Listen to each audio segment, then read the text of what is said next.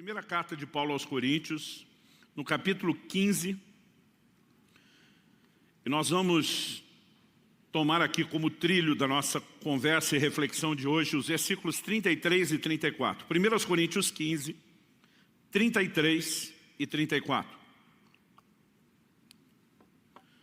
O texto sagrado diz assim: não se enganem, as más companhias corrompem os bons costumes. Voltem à sobriedade como convém e não pequem, porque alguns ainda não têm conhecimento de Deus. Digo isso para vergonha de vocês. Essa declaração, alguns ainda não têm conhecimento de Deus, merece a nossa atenção. Paulo não está dizendo que eles eram zero conhecimento de Deus. Como nós veremos adiante, ele vai dizer que até o ímpio tem um certo nível de conhecimento de Deus. Então, ao dizer que alguns deles não tinham conhecimento de Deus, ele está falando sobre não avançar, não crescer no conhecimento de Deus, não viver um nível de conhecimento que condizesse com o tempo da caminhada e de fé que eles tinham. E depois de reconhecer que não tinham o nível necessário, o nível que deveriam ter de conhecimento de Deus, ele conclui: digo isso para vergonha de vocês. Basicamente, como dizia aquele antigo apresentador de televisão, isso é uma vergonha. E só quem tem minha idade, pelo menos, é que deu risada. Ele deve ser bem antigo mesmo. Mas o apóstolo Paulo está dizendo que quando constatamos que esse é um assunto não resolvido, que o conhecimento de Deus não é crescente na nossa vida, é um fato vergonhoso. Vergonhoso porque não é o que Deus espera de nós, vergonhoso porque não condiz com aquilo que Ele disponibiliza, nem tampouco com aquilo que Ele nos encoraja, nem tampouco com a prática da responsabilidade que deveríamos ter quando diz respeito à vida cristã. Mas eu não quero apresentar a ideia do conhecimento de Deus apenas como obrigação ou responsabilidade. Eu espero hoje apresentá-la como uma chave importante para uma vida espiritual diferenciada e vitoriosa. Por exemplo, o apóstolo Paulo aqui, depois de dizer que os romanos não conheciam o suficiente de Deus e que isso era motivo de vergonha, ele também destaca nesses dois versículos que não avançar no conhecimento de Deus nos faz suscetíveis a algumas áreas de tropeço, de falha. Não podemos chamar isso de outra coisa. Ele começa dizendo no verso 33, não se enganem, as más companhias corrompem os bons costumes. Algumas poucas versões antigas dizem as más conversações. A palavra traduzida no original grego aponta para companhias, para pessoas ou relacionamentos, e não apenas aquilo que essas pessoas falam. É lógico que a influência que vai corromper acaba sendo não só um estilo de vida, mas as conversas, mas o texto, ele simplesmente apresenta esse princípio: más companhias corrompem bons costumes. Ou seja, aqui ele está falando não apenas da falta de avanço, de progresso, mas ele está falando de retrocesso. Algumas pessoas acabam perdendo aquilo que têm. E eu quero destacar em primeiro lugar que não avançar no conhecimento de Deus nos faz suscetível ao engano. A ideia do engano aqui não sai da frase não se engane, mas principalmente da conclusão: as más companhias corrompem bons costumes. Princípios que foram solidificados, construídos, edificados, podem ser comprometidos, porque algumas outras pessoas vão depositar valores antibíblicos, não condizentes com a verdade, e vão conseguir nos influenciar, nos enganar, a ponto de nos levar a abrir mão de bons costumes. Então, isso nos faz suscetíveis ao engano. Em segundo lugar, nos faz suscetíveis à embriaguez espiritual. Quando ele diz voltem à sobriedade, o estado de sobriedade é o oposto do estado de embriaguez. Então, ao nos chamar de volta a esse lugar, ou chamar os coríntios de volta a esse lugar, ele está dizendo que a falta de conhecimento de Deus também nos expõe a esse nível de embriaguez espiritual. E por último, a inclinação ao pecado. Então ele diz, voltem à sobriedade como convém e não pequem mais. Então eu gostaria de apresentar a ideia do conhecimento de Deus, não mera e simplesmente como algo só que se classifique importante, necessário, algo que se exige, mas que a gente de fato possa entender que isso é uma chave. Não existe relacionamento profundo com Deus, não existe vida cristã profunda sem conhecimento de Deus. Então eu queria nessa introdução, ainda tentando valorizar a importância do assunto do conhecimento de Deus, que não se limita ao que vou pregar hoje, nós estamos ao longo do mês com todas as ministrações de todos os pregadores caminhando dentro desse trilho, né, sobre conhecer a Deus. E eu quero tomar essa mensagem de hoje meio como uma introdução de vários outros assuntos que vamos abordar, inclusive de ordem teológica, né? Talvez falar a respeito de coisas que normalmente não falamos nos cultos, né? Definições bíblicas e fundamentos teológicos sobre o que é a Trindade, a pessoa do Pai, do Filho, do Espírito Santo. Nós precisamos conhecer o Deus revelado nas Escrituras. Mas hoje eu quero tomar isso como uma espécie de pavimentação do caminho que nós vamos seguir em vários outros domingos até o mês de setembro. Bom, o conhecimento de Deus, como eu disse antes, é uma chave. Provérbios 9:10 diz: o temor do Senhor é o princípio da sabedoria. Conhecer o santo é ter entendimento.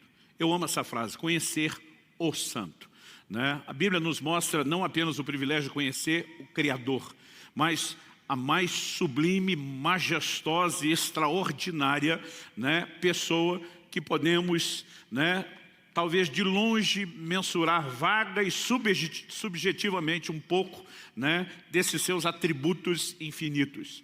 O conhecimento do santo é o título de um livro de A.W. Tozer, extraordinário, uma leitura que eu recomendo para todo mundo. E essa ideia de conhecer o santo, né, é basicamente apresentada aqui em Provérbios 9:10.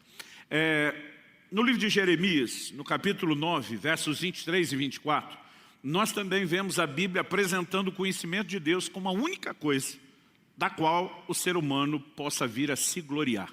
Olha o que Deus diz em Jeremias 9, 23 e 24. Assim diz o Senhor: não se glorie o sábio na sua sabedoria, nem o forte na sua força, nem o rico nas suas riquezas. Mas aquele que se gloria, glorie-se nisso, em me conhecer, e saber que eu sou o Senhor, e faço misericórdia, juízo e justiça na terra. Porque dessas coisas me agrado, diz o Senhor. Ou seja, quem se gloria na sua sabedoria, na sua força ou na sua riqueza, Deus não se agrada disso. Aliás, vanglória é o que nunca agrada a Deus. Mas Deus está dizendo, se tiver uma coisa da qual você possa se gloriar. Em outras palavras, está dizendo, se você tem algo para considerar um valor, uma conquista, algo que você enche o peito e diga, mirei o alvo certo e alcancei, é o conhecimento de Deus. Conhecimento de Deus não é apenas uma coisa vaga, né, a respeito dos conceitos teóricos, da teologia, quem é Deus ou seus atributos, mas é um entendimento prático, né? O Senhor usa essa expressão, me conhecer, saber que sou o Senhor, e que faço misericórdia, justiça e juízo na terra. Basicamente, o conhecimento de Deus envolve entender quem Ele é, envolve entender sua soberana posição e a maneira como Ele age, né? Que é a extensão ou o aspecto prático dos seus atributos. Algo que também a gente pode destacar sobre o conhecimento de Deus, além de ser uma chave, a única coisa ou motivo do qual podemos nos gloriar, é que é algo que Deus tanto deseja, como também disponibiliza. Em Jeremias 24:7, Deus diz, eu lhes darei um coração para que me conheçam, para que saibam que eu sou o Senhor. Eles serão o meu povo, eu serei o seu Deus, porque se voltarão para mim de todo o seu coração. Então aqui nós vemos um elemento de interação importante. Deus está dizendo, eles vão se voltar para mim de todo o coração, mas eu vou dar um coração para que me conheçam, né? Então Deus não apenas deseja, mas Ele viabiliza o conhecimento dEle, né, da nossa própria parte. Deus não apenas quer, não apenas encoraja, mas Ele nos favorece. Há uma graça da parte de Deus disponibilizada para todos nós, a fim de que possamos conhecê-lo. Então, estabelecido aqui alguns desses fundamentos, só para tentar destacar a importância do assunto, eu queria, de uma forma prática, tentar dividir a ideia. O tema da minha mensagem hoje, né, é conhecendo a Deus. Acredito que a gente possa dividir a construção do que eu quero comunicar em pelo menos 3 pilares distintos.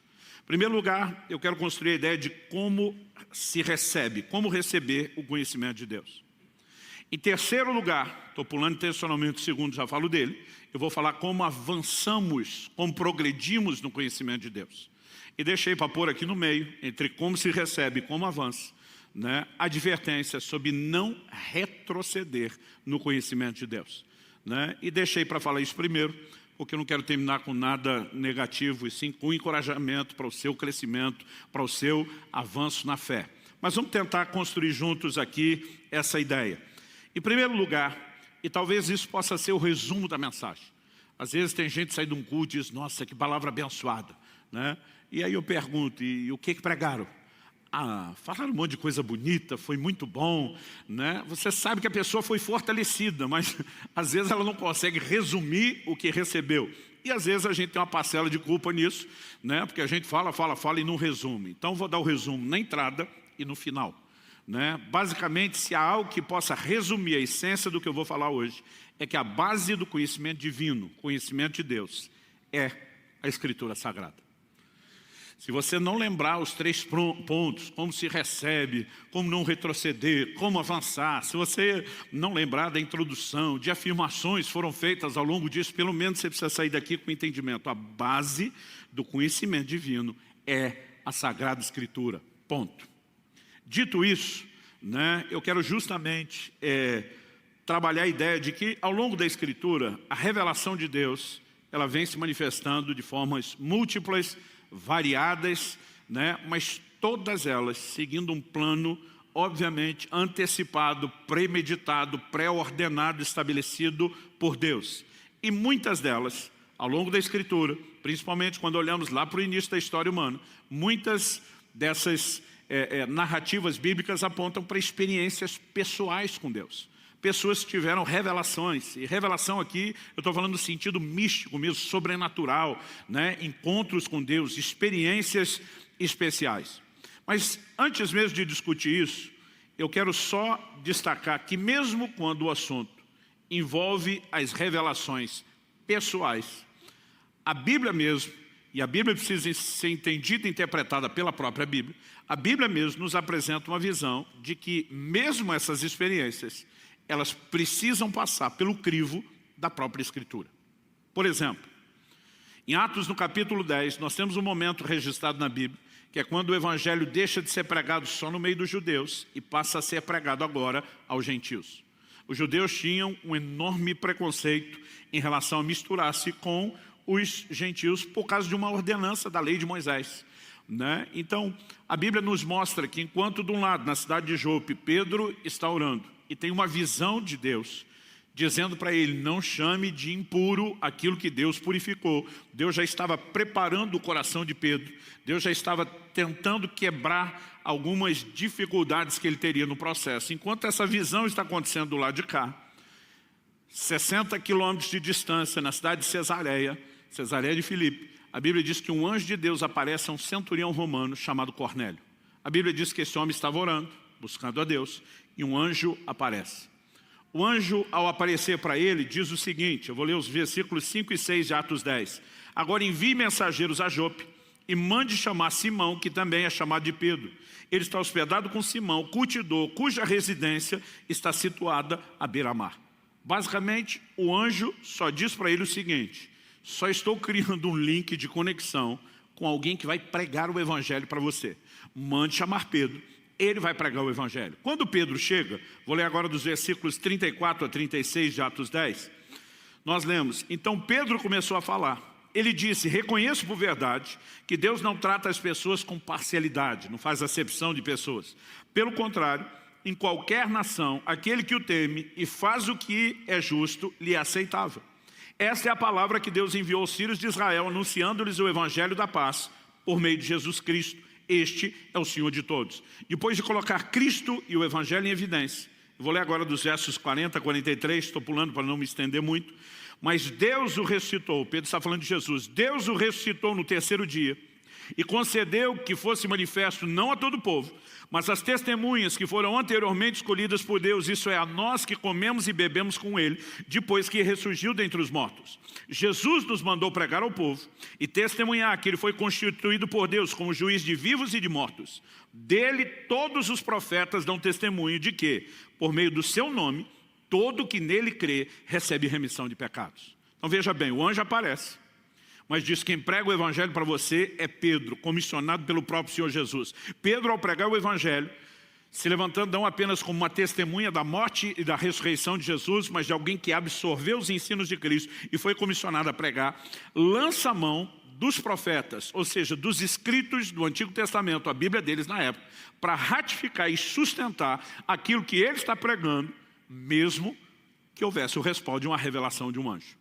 Então esse é um padrão que você vai encontrar no Novo Testamento. Gálatas capítulo 2, por exemplo, o apóstolo Paulo diz nos versos 1 e 2, 14 anos depois, fui outra vez a Jerusalém com Barnabé, levando também a Tito.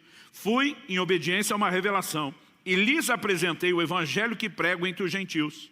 Mas fiz isso em particular aos que pareciam de maior influência, para não correr ou ter corrido em vão. Paulo está dizendo o quê? Ele submeteu o evangelho que ele pregava aos líderes de Jerusalém.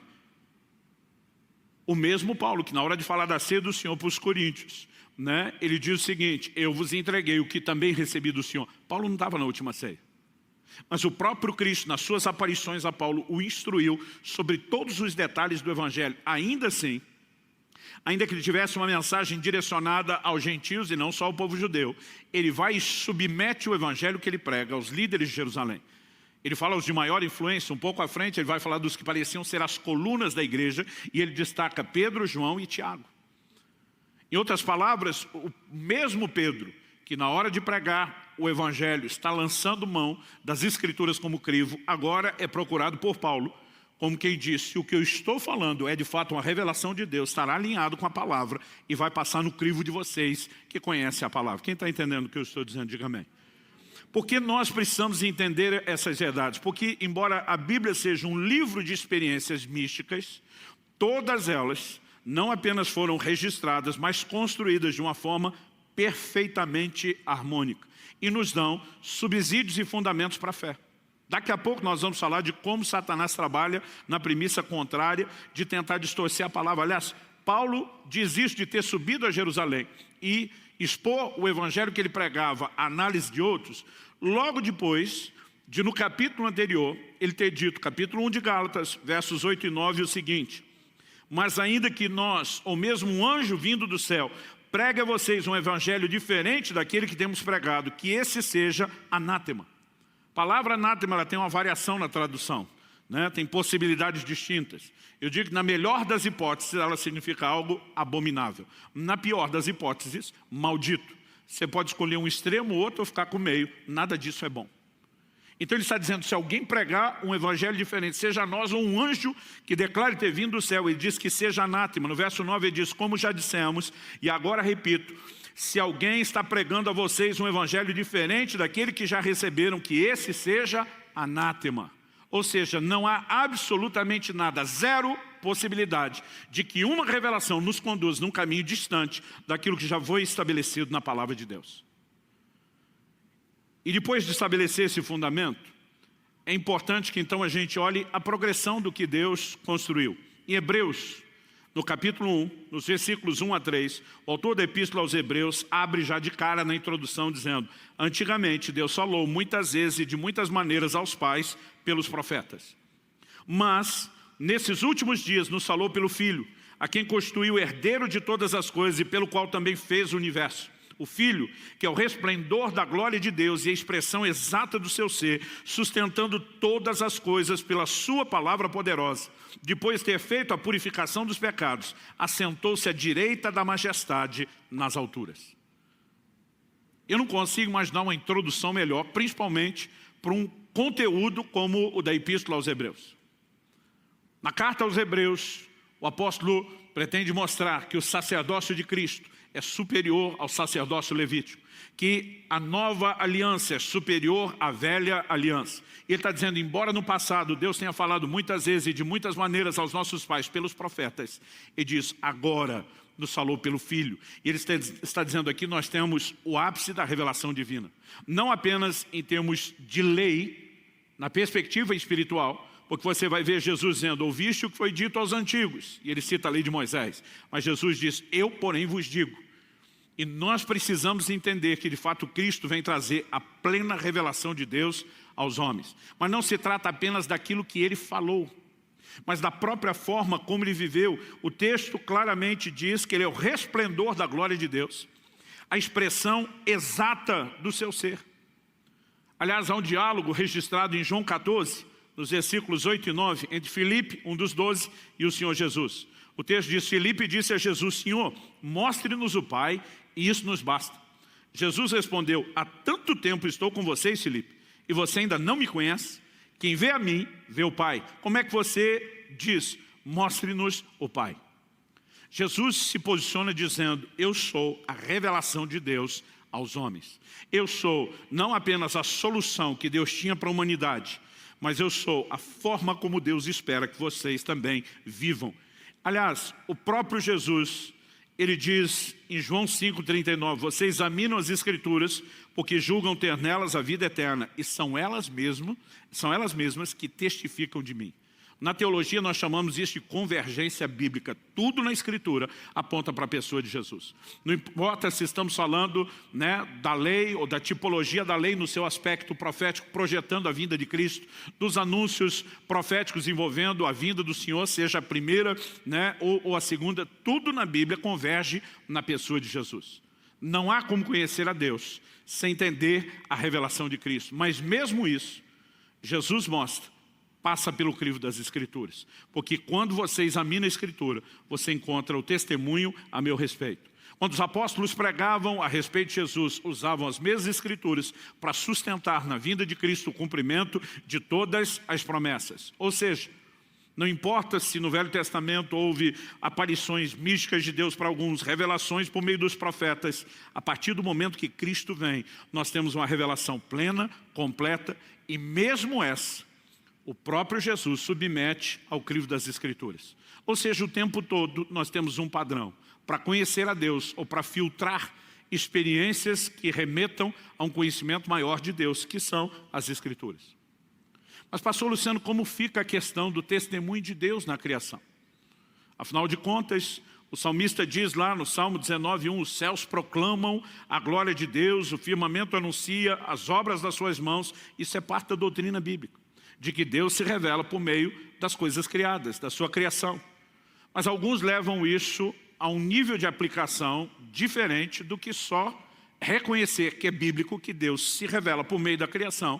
Alguns quase falam de um encontro com Deus, contemplando a natureza. E passar a linha e ir para um outro extremo acaba sendo muito fácil. Mas já que mexi no assunto, vamos tentar, se não esgotá-lo, pelo menos esclarecê-lo. Em Romanos, no capítulo 1, do versículo 19 a 23, Paulo diz assim: pois o que se pode conhecer a respeito de Deus é manifesto entre eles, porque Deus lhes manifestou. Porque os atributos invisíveis de Deus, isso é, o seu eterno poder e a sua divindade, claramente se reconhecem desde a criação do mundo, sendo percebidos por meio das coisas que Deus fez. Por isso, os seres humanos são indesculpáveis. Porque tendo conhecimento de Deus, não glorificaram como Deus, nem lhe deram graças. Pelo contrário, se tornaram nulos em seus próprios raciocínios. O coração insensato deles se obscureceu. Dizendo que eram sábios, se tornaram tolos e trocaram a glória do Deus incorruptível por imagens semelhantes ao ser humano corruptível, às aves, aos quadrúpedes e aos répteis. Aqui Paulo está falando de como o ser humano migra para a idolatria, rejeitando um conhecimento de Deus disponível a todos os homens. Algumas coisas importantes aqui.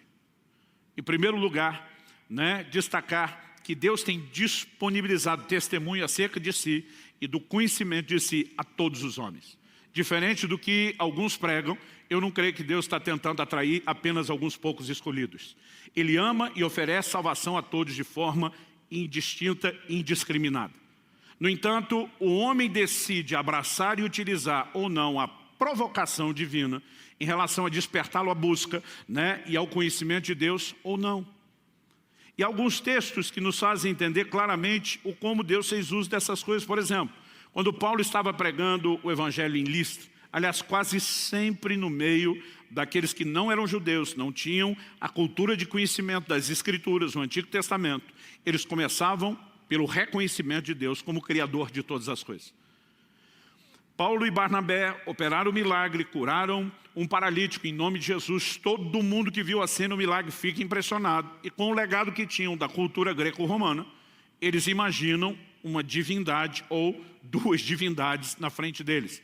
A Bíblia diz que tentaram fazer sacrifício, ou seja, cultuar Paulo e Barnabé.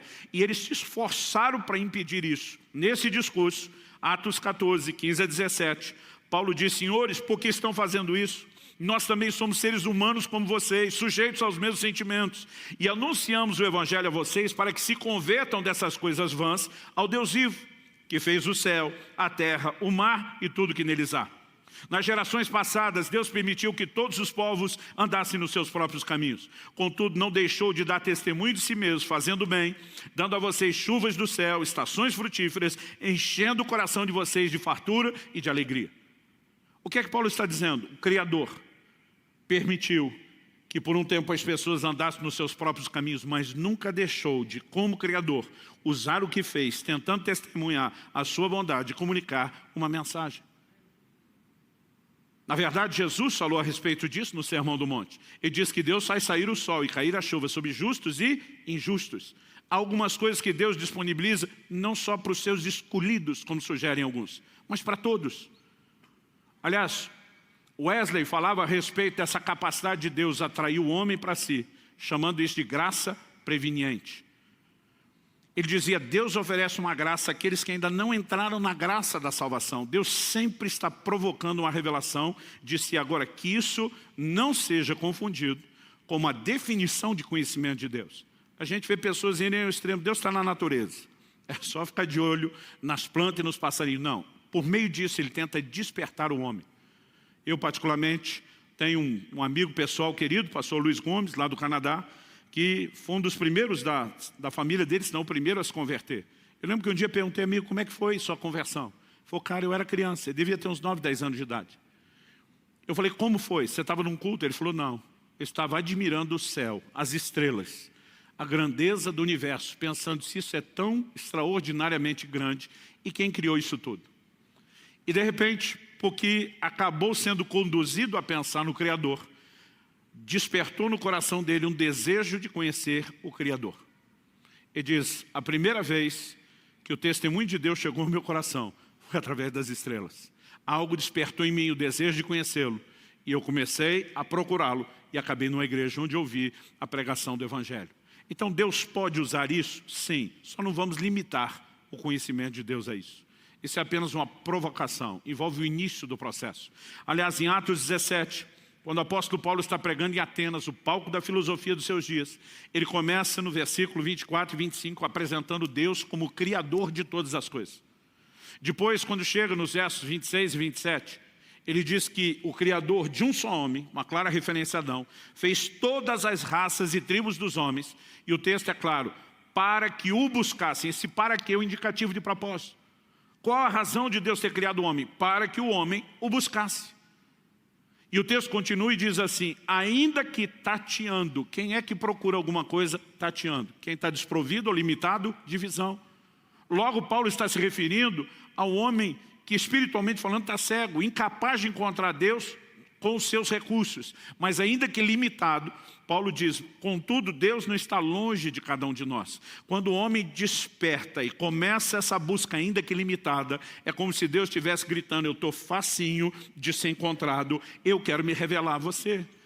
Então, isso me mostra um Deus que de fato está esperando algum tipo de movimento, até daquele que espiritualmente está cego. Mas ele diz, quando você entender minha provocação e se mover, eu trago mais para você. Né? Então há uma interação, e esse não é o assunto de hoje, mas que nos leva a essa descoberta. No entanto, para todas essas pessoas, mesmo com esses argumentos, o que o apóstolo, ou todos os apóstolos fizeram, era levá-los ao entendimento da importância de uma vida de relacionamento com a palavra de Deus, de entender, compreender, viver, praticar, porque tudo está ligado às Escrituras. Então, o resultado final, ainda que Deus provoque o conhecimento de si por meio da natureza, que o homem possa ter um encontro pessoal e até místico com o Senhor, é que o desenvolvimento desse conhecimento está relacionado às Escrituras. Dito isso, vamos aqui para o segundo fundamento. Como não retroceder? Né? A palavra de Deus nos apresenta pessoas que, infelizmente, retrocederam nesse quesito do conhecimento de Deus. Aliás, nós temos algumas mensagens fortes na Escritura. Uma delas é 2 de Pedro, capítulo 2, quando ele diz, portanto, verso 20, portanto, se depois de terem escapado das contaminações do mundo, mediante o conhecimento do Senhor e Salvador Jesus Cristo, se deixam enredar de novo e são vencidos, o seu último estado se tornou pior do que o primeiro. Está falando de um desviado. E diz, pois teria sido melhor que eles nunca tivessem conhecido o caminho da justiça, do que após conhecê-lo voltar atrás e se afastar do santo mandamento que lhes havia sido dado. Com eles aconteceu o que diz certo provérbio muito verdadeiro: o cão volta ao seu próprio vômito e a porca lavada volta a rolar na lama. Está falando de pessoas que não apenas tiveram conhecimento do caminho da justiça, mas ele fala a respeito de pessoas que tiveram o conhecimento do Senhor e Salvador Jesus e voltaram atrás. Então é possível que alguém retroceda? É possível. Mas há inúmeras advertências com o propósito de nos levar a de forma alguma viver isso, a menos que haja uma escolha. Porque a falta da escolha correta, por meio da negligência, acaba sendo uma escolha. Então, eu quero trazer algumas advertências, que eu vou chamar aqui de advertências paulinas. Eu concentrei, em especial, as declarações do apóstolo Paulo. A primeira delas, em 2 Coríntios 11, 3 e 4, nos mostra um padrão. Ele diz, eu temo que, assim como a serpente com a sua astúcia enganou Eva, assim também a mente de vocês seja corrompida e se afaste da simplicidade e pureza devidas a Cristo. Pois, se vem alguém que prega outro Jesus, diferente daquele que nós pregamos, ou se vocês aceitam um espírito diferente daquele que já receberam, ou um evangelho diferente do que já aceitaram, vocês toleram isso muito bem. Ao confrontar o comportamento dos coríntios, Paulo mostra uma preocupação e diz, eu temo que assim como a serpente, o Apocalipse chama a antiga serpente de o diabo e Satanás, assim como o diabo enganou Eva, faça com vocês. Porque o que Paulo está dizendo é que o que o diabo segue é um padrão, desde o início da história da humanidade. Qual foi o padrão? Relativizar o que Deus falou. Ele pergunta, é verdade que Deus disse isso? E quando Eva diz, Deus falou isso, diz, não é bem assim. Então, essa é a forma. Porque se a revelação de Deus se constrói por meio da Escritura, qual seria o jogo mais óbvio e lógico da parte de Satanás? Relativizar o entendimento que temos da Escritura, ou seja, daquilo que Deus falou. Paulo diz, dessa forma, a simplicidade e a pureza devida a Cristo que vocês viveram inicialmente pode ser comprometido.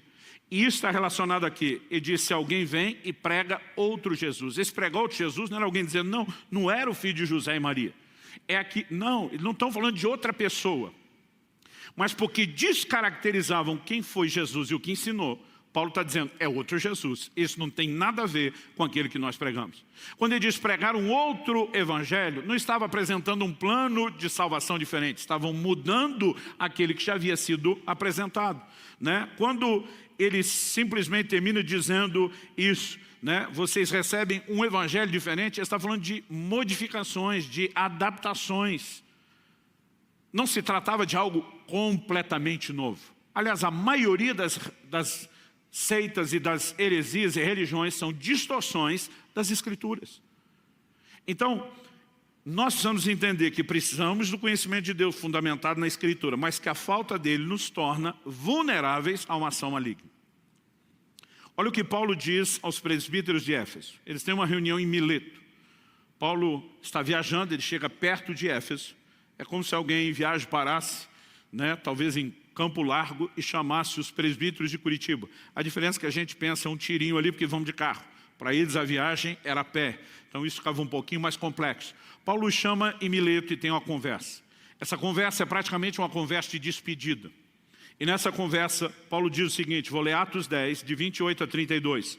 E diz a esses pastores, cuidem de vocês mesmos e de todo o rebanho no qual o Espírito Santo os colocou como bispos para pastorearem a igreja de Deus, a qual ele comprou com seu próprio sangue. Paulo diz, eu sei que, vou fazer uma pausa aqui, ele não está dizendo eu acho, talvez, pode ser, e diz eu sei, eu tenho certeza. O que você tem certeza, Paulo? Que depois da minha partida, aparecerão no meio de vocês lobos vorazes que não pouparão o rebanho. E que até mesmo entre vocês se levantarão homens falando coisas pervertidas para arrastar discípulos atrás de si. Portanto, vigiem. Lembrando que durante 3 anos, noite e dia, não cessei de admoestar com lágrimas cada um de vocês. Paulo diz, foram 3 anos, noite e dia, com lágrimas e choro, criando fundamentação bíblica. E a hora que eu tirar o pé daqui, a bagunça começa. Paulo está dizendo, vigia. Agora olha a frase final dele. Agora, pois, eu os entrego aos cuidados de Deus e a palavra da sua graça, que tem o poder para edificá-los e dar herança entre todos os que são santificados. E diz, eu os entrego a palavra. Não só os cuidados de Deus de uma forma subjetiva, a palavra da sua graça. É ela que tem o poder de santificar, né? De dar herança a todos aqueles que são santificados, chamados pelo Senhor. Então, quando nós entendemos o posicionamento de Paulo, mostrando a importância das Escrituras, porque trabalhou tanto com elas, mas ao mesmo tempo mostrando, né, que era certo que aconteceria algumas daquelas, né, dificuldades, seriam distorções do Evangelho. Ele está tentando preparar a igreja para uma vida de fundamentação bíblica, aquele posicionamento, né, exigente de que se passe tudo pelo crivo da palavra. Quando o apóstolo Paulo prega na cidade de Bereia, a Bíblia diz que os judeus lá eram mais nobres que os de Tessalônica. Por quê? Tudo o que Paulo e Barnabé pregavam, eles iam conferir nas Escrituras para ver se era daquele jeito. A Bíblia não chama eles de os caras mais chatos. A Bíblia não classifica no adjetivo a eles de os crica. A Bíblia os chama de os mais nobres. Porque nunca examinar o que está sendo pregado pelo crivo da palavra é chatice desnecessária. Diante de Deus, aos olhos de Deus, isso é nobreza. Dá para entender a importância que o conhecimento bíblico tem. Mas vamos a outras advertências de Paulo. Agora, 1 Timóteo 4, 1 e 2. Ele diz, ora, o Espírito afirma expressamente que nos últimos tempos alguns apostatarão da fé, por obedecerem a espíritos enganadores, a ensinos de demônios, pela hipocrisia dos que falam mentiras e têm a consciência cauterizada. Quando a Bíblia diz por obedecer ensino de demônio, não está querendo dizer que o demônio apareceu para o crente e falou, a partir de agora, quero que você me obedeça em vez de a Deus. Então, como que o ensino de demônio, né, de demônios, como que esses espíritos enganadores agem? O próprio termo enganador mostra que eles não vêm com cara de demônio. Eles se aproveitam dos que estão falando mentiras para disseminar o engano. E para o engano ser recebido como engano, ele vem com cara de verdade.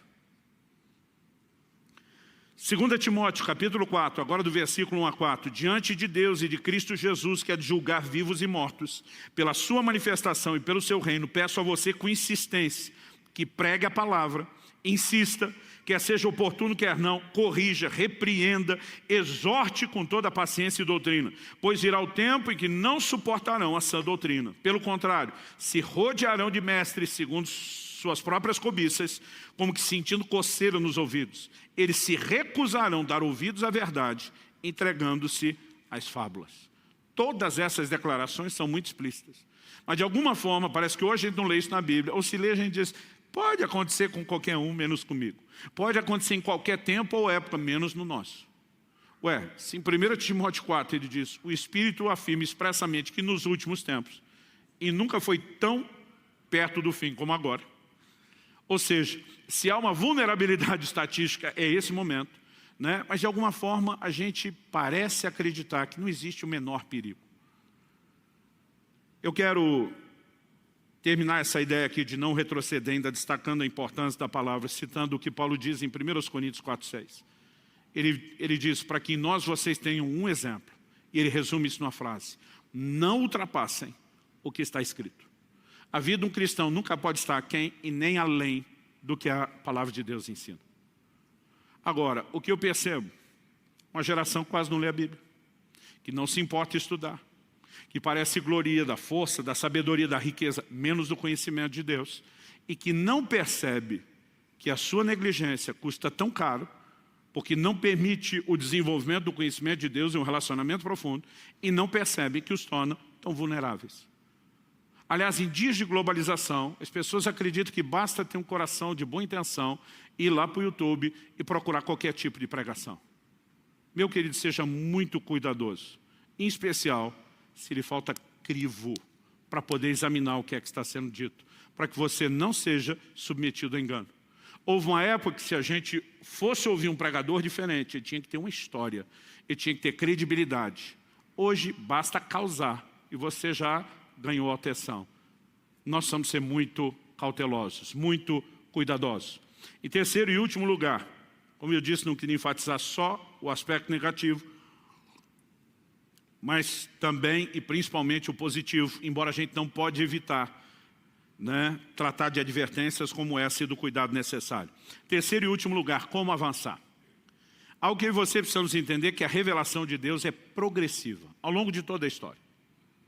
Então, você começa com o relacionamento de Adão, que antes da queda, obviamente, uma dimensão de comunhão muito mais profunda. Mas o que você vai percebendo ao longo das Escrituras é que de vez em quando alguém subiu um pouquinho de nível, de vez em quando alguém avançou um pouquinho mais. A Bíblia fala de um homem da linhagem de Adão chamado Enos. Diz, foi nesse tempo que passou-se a invocar o nome do Senhor, que dá a entender que antes não fazia. Depois você vai descobrindo, na dinâmica da revelação bíblica, né? Noé, por exemplo, tem uma experiência extraordinária com Deus. A partir de Abraão, os patriarcas, Deus começa a se manifestar de uma forma diferenciada. Mas quando Deus finalmente se revela a Moisés, naquela sarça no deserto, Êxodo capítulo 3, verso 6, veja o que Deus disse a Moisés. Ele diz, eu sou o Deus de seu pai, o Deus de Abraão, o Deus de Isaac e o Deus de Jacó. O texto diz, Moisés escondeu o rosto, porque teve medo de olhar para Deus nessa manifestação. Como Deus se revelou?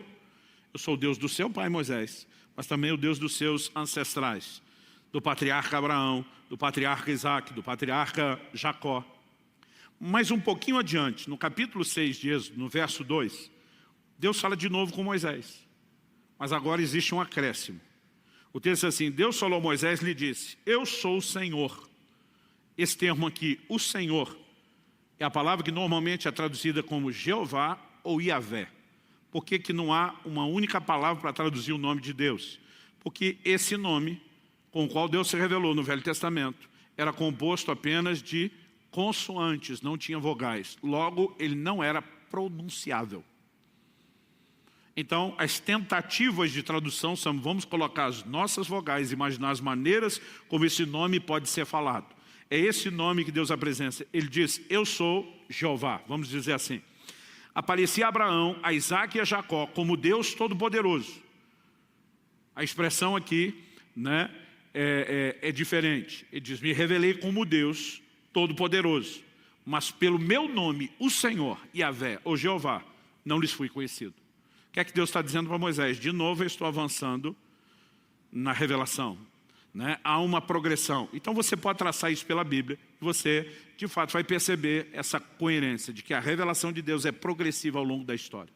Mas a revelação de Deus não deveria ser progressiva só na história da humanidade. Ela deveria ser progressiva na história da nossa vida. Eu esperava mais amém do que só esse 1 ou 2 gatos pingados. A revelação de Deus deve ser progressiva na minha e na sua história, na nossa caminhada. Né? E é fácil a gente entender isso quando olhamos declarações como a de Paulo. É por isso que eu comecei dizendo que quando Paulo diz, alguns de vocês ainda não têm conhecimento de Deus, ele não está falando que é zero conhecimento. Porque lá em Romanos 1, ele fala que até o ímpio tem um mínimo de conhecimento de Deus para produzir algum tipo de resposta.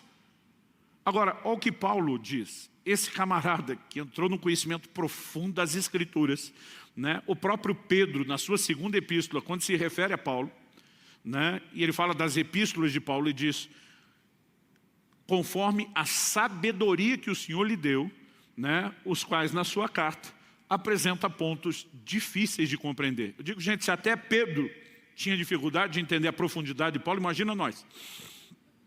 Agora esse camarada de revelações extraordinárias, olha o que diz em Filipenses 3,10. Ele diz, o que eu quero é conhecer a Cristo. Eu não sei você, mas eu olho uma declaração dessa de Paulo e tenho vontade de dizer para ele, está de brincadeira? Ele não está dizendo que ele tem zero conhecimento. Ele está dizendo que ele não pode se conformar com o que ele tem, quando existe mais para ser alcançado. Dá para entender a diferença? Então, vamos ver a frase toda. Eu vou ler agora do verso 10 de Filipenses 3 até o 14. O que eu quero é conhecer a Cristo e o poder da sua ressurreição, tomar parte nos seus sofrimentos e me tornar como Ele na sua morte, para de algum modo alcançar a ressurreição dentre os mortos. Não que eu já tenha recebido isso, em outras palavras, não cheguei lá ainda. Ou já tenha obtido a perfeição, essa palavra significa maduro, estado pleno, completo. mas prossigo para conquistar aquilo para o que também foi conquistado por Cristo Jesus. Irmãos, quanto a mim, não julgo havê-lo alcançado. E deixa claro, não cheguei onde deveria. Mas uma coisa faço, esquecendo-me das coisas que ficam para trás, avançando para as que estão diante de mim, eu prossigo para o alvo. A frase prosseguir aqui é a chave. Eu prossigo para o alvo. Antes ele diz prossigo para conquistar. Agora diz eu prossigo para o alvo, para o prêmio da soberana vocação de Deus em Cristo Jesus. Talvez essa declaração de Paulo ilustre muito bem o que nós lemos em Oséias 6,3. O profeta Oséias, da parte de Deus, diz: conheçamos e prossigamos em conhecer a Deus. Conhecer a Deus não é uma experiência única na linha do tempo na nossa existência. Ela é um começo que deve ter progressividade. Conheçamos e prossigamos em conhecer cada vez mais, cada vez mais, cada vez mais a Deus. Logo, eu e você precisamos avançar no conhecimento de Deus. Pergunta: como crescemos no conhecimento de Deus? De novo, precisamos voltar ao fundamento, por meio da sua palavra. Porque o conhecimento bíblico não é mero e simplesmente saber o que Deus diz sobre ele, o que Deus diz sobre nós, ou o que é que nós temos que fazer.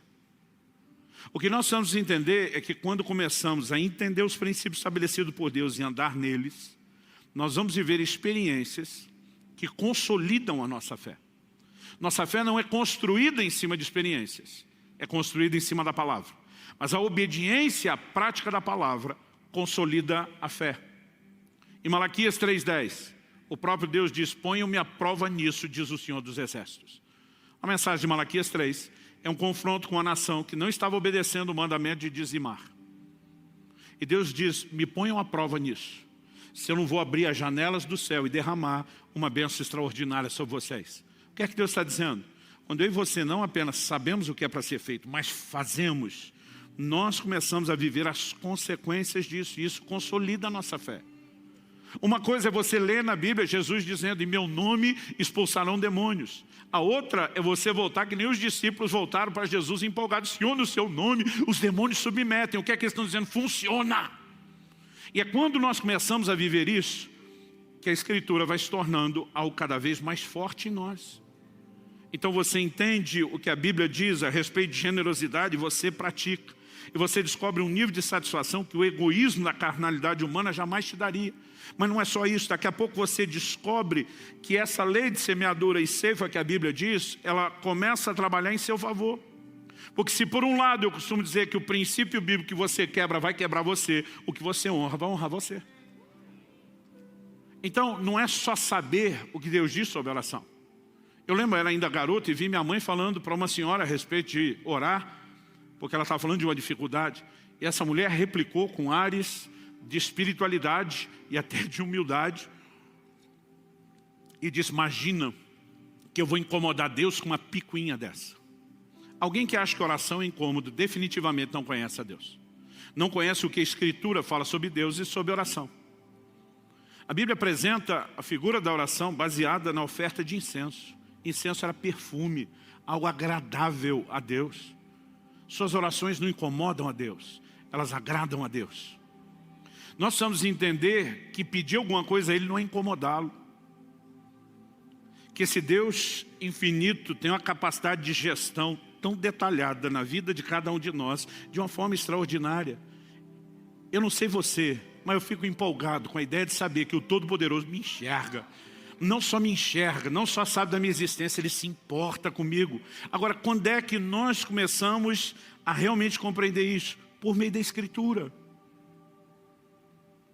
A minha vida de oração foi revolucionada quando eu comecei a ler a Bíblia e entender as declarações de Deus. Muito pode por sua eficácia a súplica de um justo. Eu dizia: o quê? Eu posso fazer diferença na minha vida e na vida de outros. É lógico que existe aqueles que estão sendo limitados. Jesus, mostrou a importância de orar, mas Tiago diz: nada tendes porque não pedis. Quem não entende, não usa a ferramenta, não vai ter benefício. Mas a gente tem o outro extremo. Aqueles que acreditam que tem que se comportar como filho mimado, birrento, e que Deus tem que fazer o que eles querem o tempo todo. Isso também é uma distorção do que a Bíblia ensina e uma falta de conhecimento a respeito de Deus. Porque o que nós vemos em Jesus é um modelo de oração que diz: se possível, passa de mim esse cálice, mas seja feita não a minha, e sim a sua vontade. O que ele está dizendo? Eu sei que o Senhor pode intervir, eu sei que o Senhor pode responder orações, mas que no final se estabeleça a sua vontade e não a minha. E aqui você tem uma perspectiva diferente. Um dia eu estava conversando com uma pessoa e logo que me apresentei como pastor, ele do outro lado já se defendeu, se protegeu e disse, eu sou ateu. Já dizendo, nem venha pregar para mim. Eu fiz uma brincadeira com um pouquinho de sarcasmo, falei, olha, pois eu admiro a fé que você não tem fé. Eu falei, você tem mais fé do que eu. Porque é mais difícil acreditar no que você acredita do que no que eu acredito. E depois de uma breve discussão, eu lembro que eu li num livro, talvez foi do Otmani, que teve que pregar para os chineses, né? E o comunismo trouxe com muita força para a China o ateísmo. Ele começou a provocar um camarada desse e dizer, olha, você é Deus, se você é ateu, você é Deus. Cara, como assim? Ele falou, não, é que nós, cristãos, acreditamos que Deus é alguém que transcende o tempo e o espaço. Ele falou, e eu vejo em você isso. Conversa é essa? Ué, você está dizendo que Deus não existe? Deus pode não existir agora, mas quem garante que há 5 milhões de anos atrás ele não existiu? Ou ele pode não estar aqui agora, mas quem garante para você que ele não está escondido no deserto da África, ou na floresta amazônica, ou mesmo em outro planeta? Então, para você garantir que ele não existe, você tem que ter vasculhado todos os lugares ao mesmo tempo. Então, você transcende o tempo e o espaço, a menos que você não possa garantir que Deus existe. Mas se você garante, você é Deus. Depois de uma brincadeira dessa, de só vão mexer com seus fundamentos, eu falei, olha, por que para mim é difícil estar no seu lugar? Eu falei, eu acredito que Jesus cura hoje, porque a Bíblia diz que Ele é o mesmo ontem, hoje e o será para todo sempre. Deixa eu te contar algumas experiências que eu e meus familiares tiveram. E deixa eu te dar os nomes dos médicos, que você da cidade pode ter acesso e perguntar para eles, para não ficar no que eu estou te dizendo. E eu contei as experiências. E ele ficou me olhando sério, eu falei, pode checar com eles. Falei, deixa eu te contar algumas experiências de proteção e livramento que eu tive. E eu contei para ele. Falei, agora deixa eu te contar algumas experiências de provisão que eu tive. E eu posso te dar o nome de algumas pessoas que estão envolvidas. E você pode checar também com elas. No final de falar várias daquelas experiências, o cara olhou para mim e falou, no seu lugar até eu cria. É lógico que minha fé não foi construída em cima das experiências. Mas quando andamos na palavra, as experiências se desdobram, consolidam a fé que nós temos. Quem está entendendo? Então, o propósito não é conhecer por conhecer. Eu vejo crente tentando discutir picuinha que vai levar a lugar nenhum. Não é ter munição para embate teológico, para discussão. É para viver. Outro dia alguém falou, pastor Luciano, o senhor começou a estudar a Bíblia por causa do seu chamado de pregar? Eu falei, não, na época eu nem sabia direito o que era o chamado de pregar. Eu comecei a estudar a Bíblia porque eu queria conhecer a Deus. E quando eu comecei a descobrir umas coisas extraordinárias que fizeram mudança na minha vida, eu comecei a ter vontade de repartir. E foi quando eu comecei a ter vontade de repartir com outros o que estava funcionando para mim, que Deus começou a falar comigo a respeito do chamado. Eu não estudei porque eu tinha que pregar. Aliás, eu acho que seria uma coisa muito chata ter que estudar só com a obrigação de ter o que falar para os outros. Mas quando você começa a entender e viver algo extraordinário, e eu e você podemos e devemos crescer e avançar no conhecimento de Deus. Eu vou citar uma frase de A.W. Tozer, extraído do seu livro O Conhecimento do Santo. Uma concepção correta sobre Deus é fundamental, não somente para a teologia sistemática, mas também para a prática da vida cristã. Por que eu estou dizendo isso?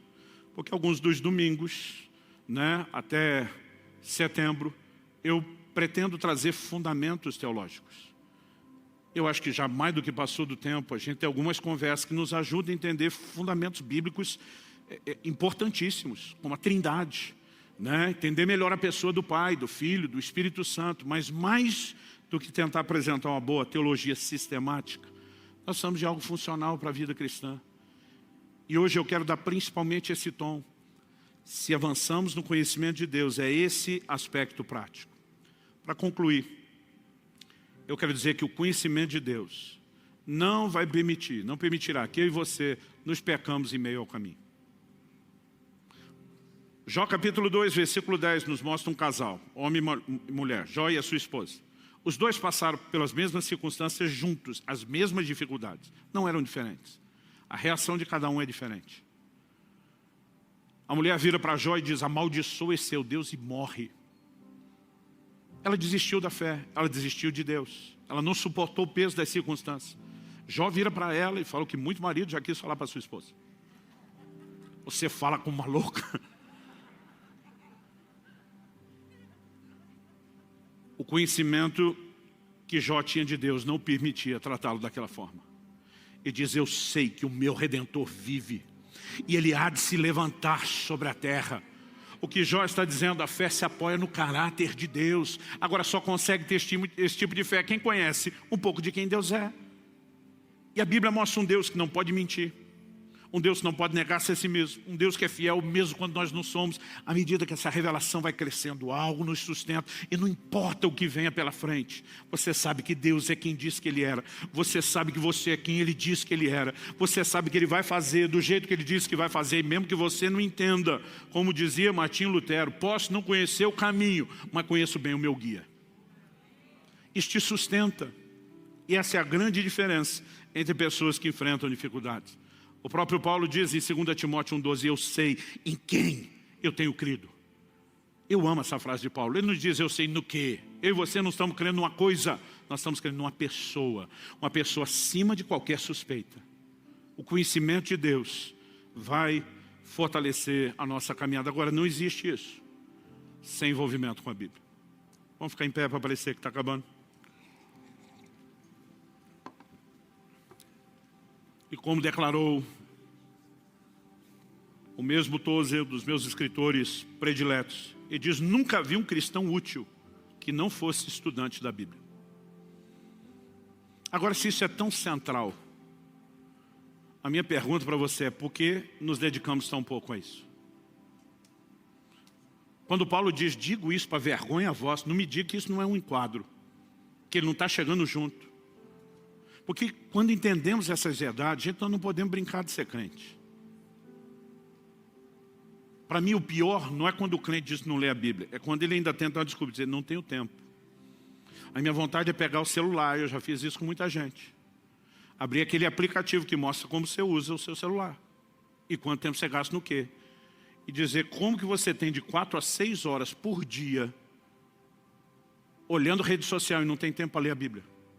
Como que é mais importante ficar cuidando da vida dos outros do que conhecer a Deus, o único motivo que você tem para se gloriar. E não estou dizendo que você não pode, mas pelo amor de Deus, como alguém que fica 4 horas em futilidade diz que não tem tempo? O problema não é falta de tempo, gente.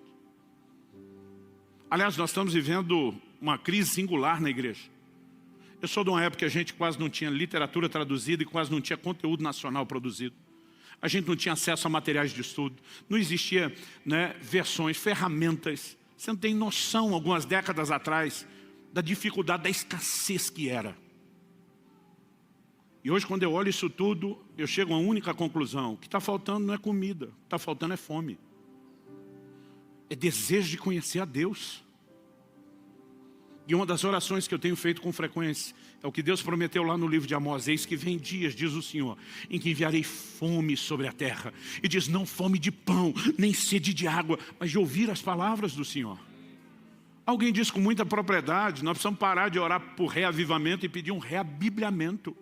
Porque se a gente voltar para a palavra, vai fazer toda a diferença.